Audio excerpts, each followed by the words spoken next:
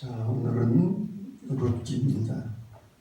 생각을 여는 질문부터 해봅니다. 첫 번째, 시작. 오늘을 사는 우리들에게 룻이라는 한 여인이 던져주는 교훈은 무엇인가? 룻기가 주는 교훈이 많습니다. 특별히 효에 관한 교훈도 있고요. 또 시어머니와 며느리의 관계에 관한 교훈도 있고 많은 교훈이 룻기 안에 들어 있습니다. 자, 두 번째, 시작. 우리 앞에 실제적으로 룻이 경험한 고통의 그림자가 드리워졌을 때 우리는 과연 그녀와 같은 결단을 할 수 있겠는가? 룻이 겪은 고통이 뭡니까? 젊은 나이의 남편과 사별한 것. 인간이 받는 스트레스 가운데 가장 큰 스트레스는 배우자와의 사별에서 오는 스트레스라고 합니다. 그것도 젊은 날에. 이런 고통, 그런 고통 속에서도 룻이 내린 결단. 우리도 그러한 결단을 할 수가 있겠는가? 세 번째, 시작. 고통 앞에서 하나님의 뜻을 따라 내게 손해가 되는 결정을 내린다는 것은 얼마나 어려운 일입니까? 내가 손해가 돼요. 하나님의 뜻을 따르면. 그럼에도 불구하고 그런 결단을 내릴 수 있겠는가? 자, 용어의 정리입니다. 첫째는 고엘. 이 고엘의 의미를 알아야 룻기를 이해할 수가 있어요. 고엘은 혈연의 보존과 재산의 보호를 위해 생긴 제도입니다. 다시 말하면 어떤 사람이 자식을 낳지 못하고 죽었어요. 그러면 동생이 형수를 책임지고 자식을 잇도록 해주는, 형제가 없을 경우에는 가장 가까운 친척이 그 일을 대신해 주는 것. 이게 고엘 제도입니다. 이게 오늘날의 이 윤리적인 또 우리의 문화적인 측면으로 보면 이게 말이 안 되는 얘기예요. 그런데 고엘 제도, 대를 잇도록 하기 위해서. 왜? 대가 끊기는 것은 가장 큰 저주력인 거예요. 그래서 이 룻기 안에 있는 이 룻과 보아스와의 이러한 관계도 이 고엘 제도 안에서 보아야 돼요. 고엘 제도 안에서. 자, 이 룻기의 시대적 배경이 언제라고요? 사사시대. 사사시대는 어떤 시대였는가? 여호수아가 승리하고 땅을 분배한 후에 이스라엘은 가장 영적으로 타락했던 시기, 암울했던 시기. 사사기 21장 25절에 보면 왕이 없으므로 백성들이 자기 소견에 옳은 대로 행했던 시기, 방종과 배교의 시기. 그래서 사사시대에는 네 가지 패턴이 계속 반복됐다고 했습니다. 배교와 범죄. 하나님을 배신하고 범죄합니다. 그러면 하나님은 이방 민족을 통해서 심판하십니다. 그러면 너무나 어렵고 힘드니까 울부짖고 하나님께 회개합니다. 하나님은 뜻을 돌이키시고 회복과 구원의 은혜를 주십니다. 이런 네 개의 패턴이 사사시대는 계속 반복되고 있습니다. 그런데 왜 이러한 일들이 계속되는가? 누가 문제였다고요? 사사기 3장을 보면 지난주일에 설교했네요. 그치, 지난주일인가? 전쟁을 모르는 세대. 사사기 3장을 보면 전쟁을 모르는 세대가 문제였던 거예요. 출애굽이 뭔지, 홍해를 어떻게 건넜는지, 광야 생활을 어떻게 했는지, 가나안 땅을 어떻게 점령했는지 이런 것을 전혀 모르는 세대. 왜 전쟁을 모르는 세대가 문제였어요? 역사적 기억을 잃어갑니다. Historical remembrance. 역사적 기억. 왜 하나님께서 유월절을 지켜라, 매추절을 지켜라, 수장절을 지켜라, 절기를 지키라고 그랬어요? 역사적 기억을 하도록 하기 위해서. 그런데 역사적 기억을 하지 못하는 거예요. 지금 오늘 우리나라의 이 젊은 세대들의 문제 가운데 하나도 역사적 기억을 잃어버린 거예요. 6.25가 어떤 전쟁이냐, 어느 나라와의 전쟁이냐, 그러면은 일본과 전쟁이라고 하는 사람들이 엄청 많대요. 젊은이들. 실제로 그렇다고. 역사를 알지 못할 뿐만 아니라 이 역사적 기억이 없으니까 하나님의 구원의 은총도 모르는 거죠. 자, 말씀의 해석입니다. 불행을 당한 룻, 더 정확하게 말하면 나오미의 가정이지. 룻기는 흉년의 이야기로 시작이 됩니다. 여러분, 흉년을 경험해 보셨습니까? 농경사회에서 흉년은 정말 어렵고 힘든 기간이에요. 저는 1968년을 생생히 기억합니다. 어디 여러분 1968년 하면 생각나는 게 있습니까? 가뭄입니다.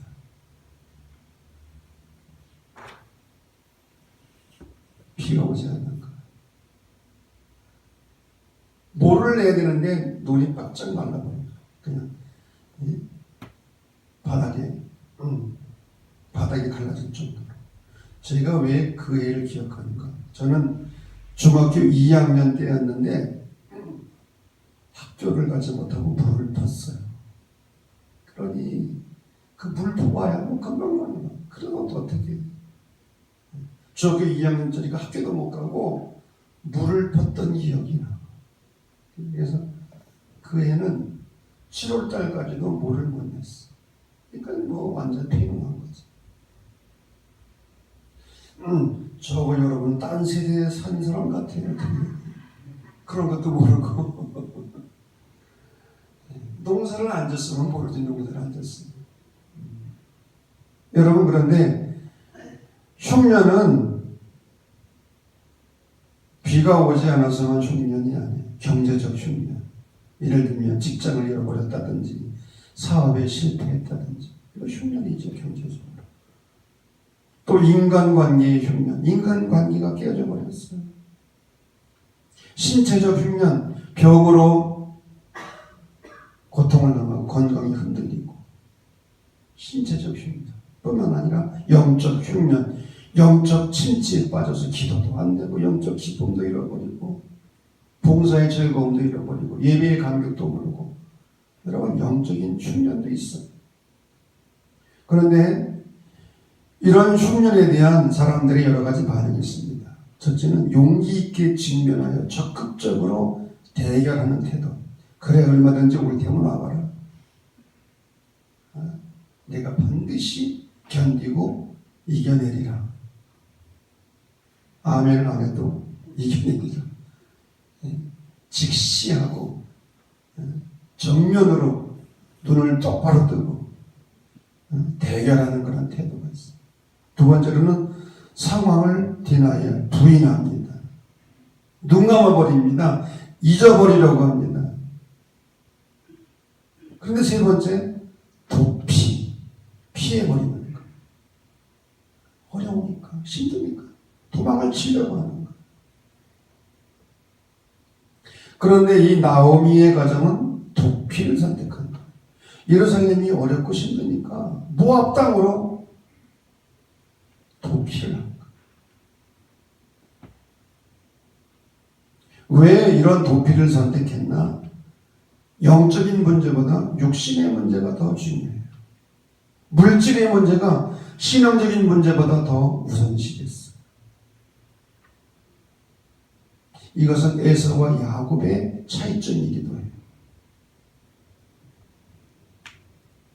하나님보다 세상을 더 신뢰하고 고난의 가치를 볼 수 있는 눈이 없습니다. 시편 119편 기자는 고난의 유익을 고백하고 있잖아요. 고난난 것이 내게 유익이라. 전에는 어땠다고? 고난 당하기 전에는 그릇 행하였더니 고난 당한 후에는 내가 주의 율례를 배우고 똑바로 걷게 되었다는 거죠. 그래서 고난의 유익을 말하고 있어요. 그런데 그 고난의 가치를 모르는 거예요. 이 나오미의 가정이 도피를 선택했는데 10년 동안 모압 땅에 살면서 더 큰 어려움을 겪습니다. 어떤 어려움입니까? 나오미의 남편 엘리멜렉이 세상을 떠나. 남편이 죽고 두 아들을 결혼시켰는데 두 아들마저도 세상을 떠나. 근데 이 나오미가 잘못 아는 게 있어요. 성경을 보면 뭐라고 그래요? 하나님이 나를 징벌하셨고 전능자가 나를 괴롭게 하셨다. 내 이름을 나오미라고 부르지 말고 마라라 부르라. 하나님이 그렇게 하나님의 손에 이건 여러분 잘못된 신앙이죠. 하나님이 당신의 자녀들 백성들을 어렵게 합니까? 망하게 합니까? 병들게 합니까? 지금도 이런 신앙을 가진 사람들이 많아요. 하나님 나를 치셨다. 하나님이 칠 게 없어서 그래 여러분을 쳐.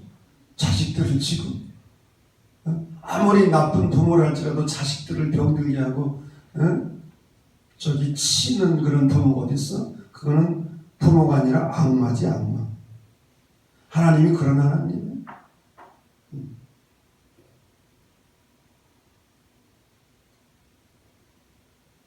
어떻든 우리가 문제가 있을 때 도피하는 방법은 절대로 해결 방법이 아니라. 자, 그런데 이러한 어려움 속에서 세 여인들이 선택을 합니다. 선택. 인생은 선택입니다. 오늘의 우리는 수많은 선택의 결과예요. 앞으로도 우리는 수많은 선택들을 해야 돼요. 특별히 인생길에서 세 가지 중요한 선택이 있다고 그러죠. 첫째는 배우자를 선택하는 것. 둘째, 직업을 선택하는 것. 셋째, 신앙을 선택하는 것. 배우자를 잘 만나는 것. 직업 선택. 그런데 신앙에 대한 선택.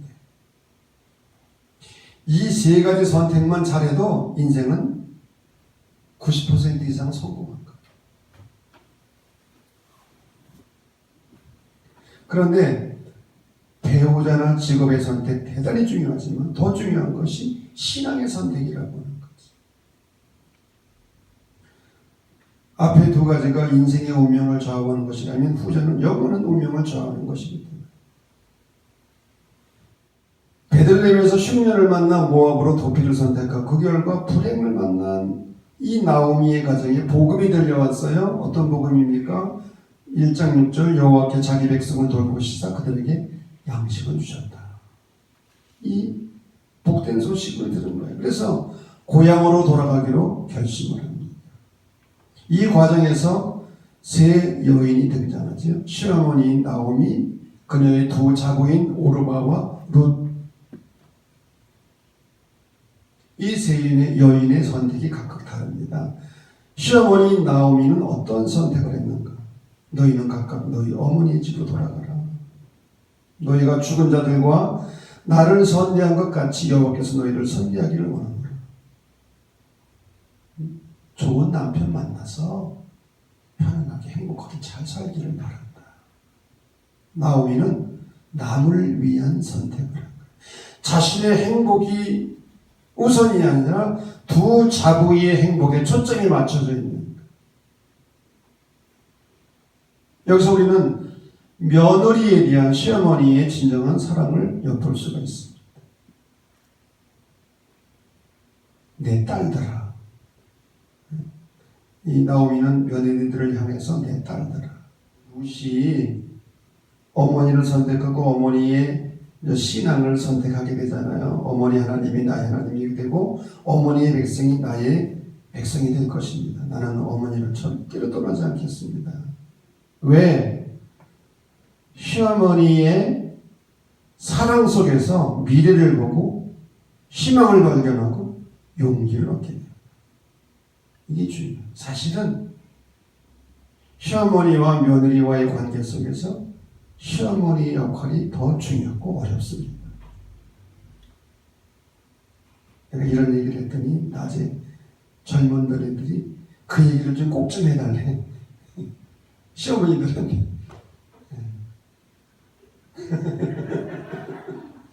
시어머니 이 나오미의 며느리를 향한 이 사랑, 그 고난의 한복판에서도 며느리들을 절대로 원망하지 않았어. 옛날 시골에서는 그런 얘기도 있었어. 자식을 잡아먹었다고 며느리. 그런 시어머니들도 있었어 사실. 그런데 이 나오미는 절대로 그러죠. 룻의 행복을 먼저 생각. 그래서 제가 해라. 좋은 남편 만나서 행복하게 살아라.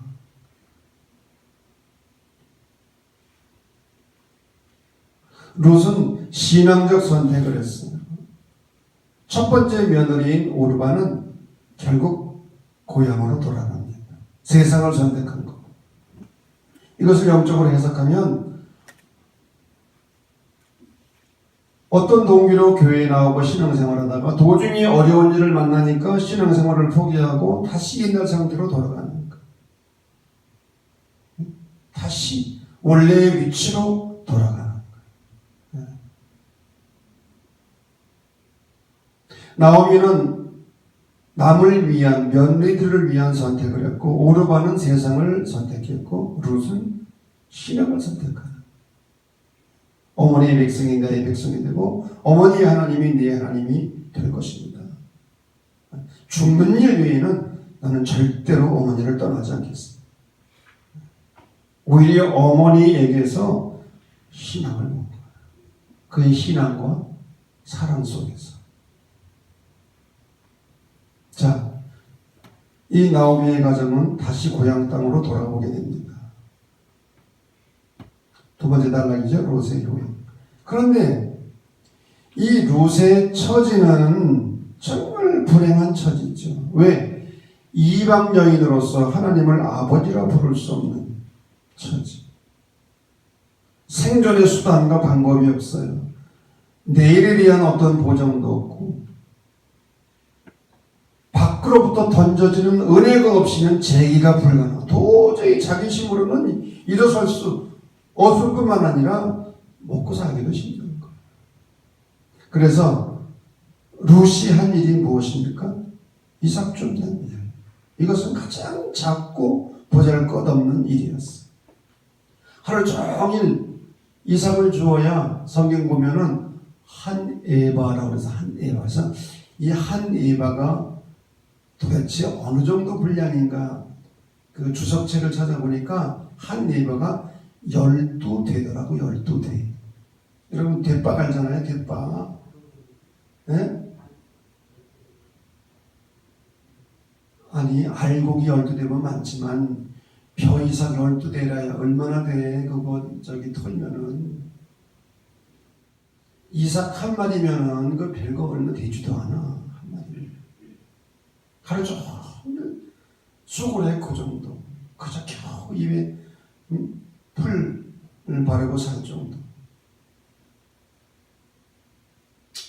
이 룻의 이삭 줍기 이 성경 이야기 가지고 밀레가 이삭 줍는 여인이라는 명화를 그렸잖아요. 저기 세 여인 중에서 누가 룻 같아요?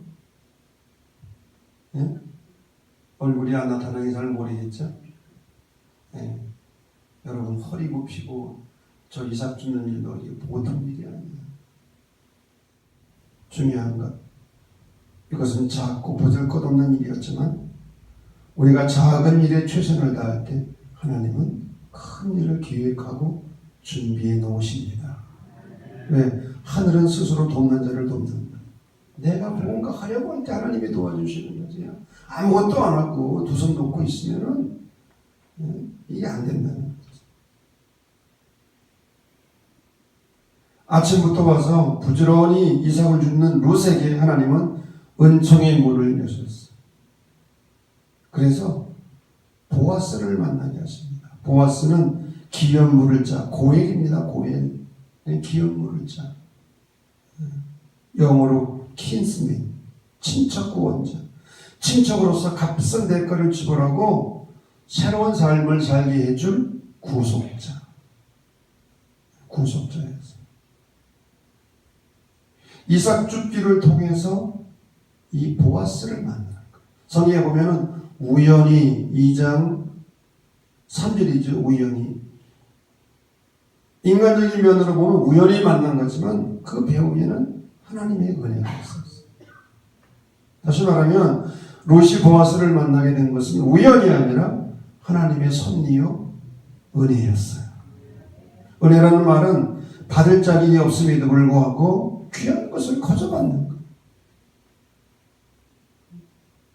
우리는 하나님의 이런 값없이 주시는 은혜로 말미암아 여기까지 오게 되었어요. 과학자이던 코페르니쿠스 무덤에 이런 글귀가 새겨져 있다고 그래요. 나는 바울의 지혜를 구하지 않습니다. 나는 베드로의 능력을 구하지 않습니다. 오 하나님, 나는 회개하는 강도에게 주셨던 은혜를 구합니다. 은혜가 중요하다.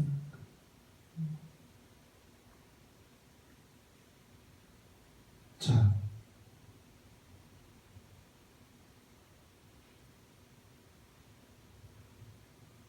이 롯과 보아스가 만나서 결혼하는 장면은 정말 아름다운 장면이에요.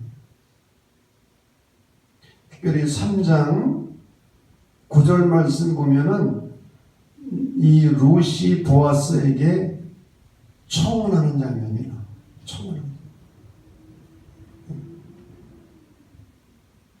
3장 9절 한번 읽어볼까요? 다 같이 시작. 이르되 네가 누구냐 하니 대답하되 나는 당신의 여종 롯이오니 당신의 옷자락을 펴 당신의 여종을 덮으소서. 이는 당신이 기업 물을 자가 됨이니이다. 당신의 옷자락을 펴서 당신의 여종을 덮으소서.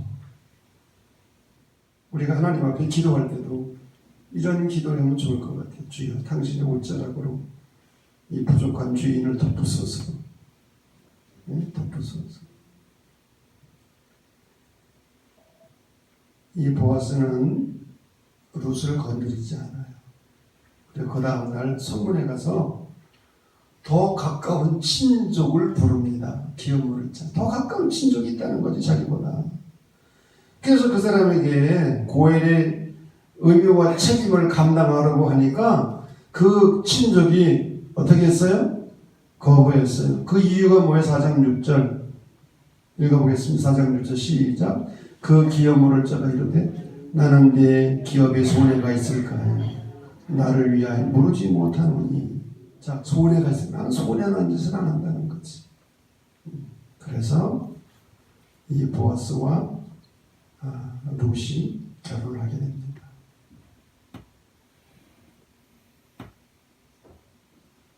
룻기는 고통에서 시작하지만 찬송으로 끝납니다. 해피엔딩. 나오미와 롯은 밑동이 잘린 나무같이 소망이 없던 인생들이었어요.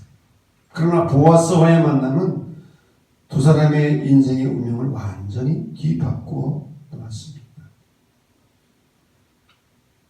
롯이 다른 사람들에게 가져다 준 축복이 있어요. 첫째, 나오미에게 복된 존재가 되었어요. 나오미가 뭐라고 고백합니까? 7 아들보다 귀한 며느리. 7 아들보다 며느리 하나가 더 귀하다는 것. 두 번째, 남편 보아스에게 2 아들을 낳아주고 보아스는 아내 때문에 유명인사가 되었어요. 보아스가 룻과 결혼하지 않았다면 보아스는 성경에 나오지 않을 거예요. 그리고 룻은 이스라엘과 온 민족에게 복된 존재가 되었어요. 왜? 이 여인의 핏줄을 통해서 누가 탄생했어요? 예수 그리스도. 이 얼마나 놀라운 사건입니까? 그래서 마태복음 1장에 보면 예수님의 족보 속에 이 이방 여인 룻의 이름이 당당히 들어가는 거예요. 룻. 여자 이름이 족보에 들어가는 것도 쉬운 일이 아니지만 이방 여인이 예수님의 거룩한 족보에 들어간다는 거, 이거는 상상할 수 없는 일이에요.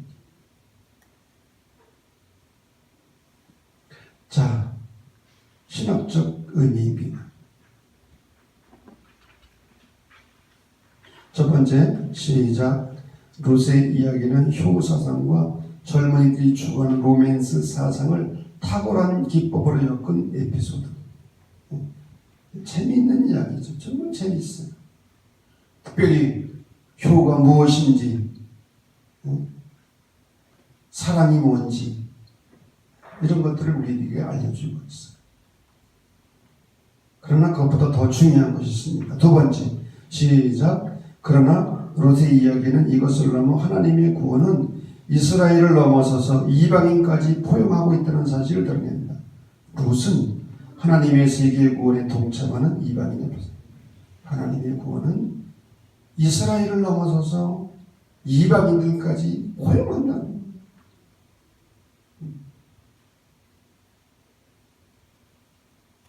세 번째, 시작. 이스라엘 역사상 가장 무책임한 시기에 책임 있는 삶을 살라는 명료한 외침이 룻기에 담겨져 있다.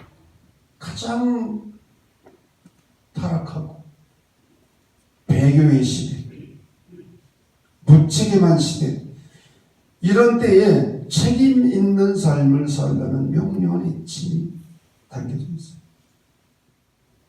자, 네 번째, 시작. 인간의 불행 속에서도 하나님의 뜻과 계획은 실현되고 있으며 오히려 고통과 불행 가운데 하나님의 깊으신 속뜻이 숨어있다. 하나님의 깊은 뜻이 인간의 불행 속에도 숨어있다는 거죠. 하나님은 인간을 망하게 하고 고통을 주시는 그런 분이 아니라 고난 속에도 하나님의 깊은 뜻이 담겨져 있다는 거죠. 자, 성찰과 나눔입니다.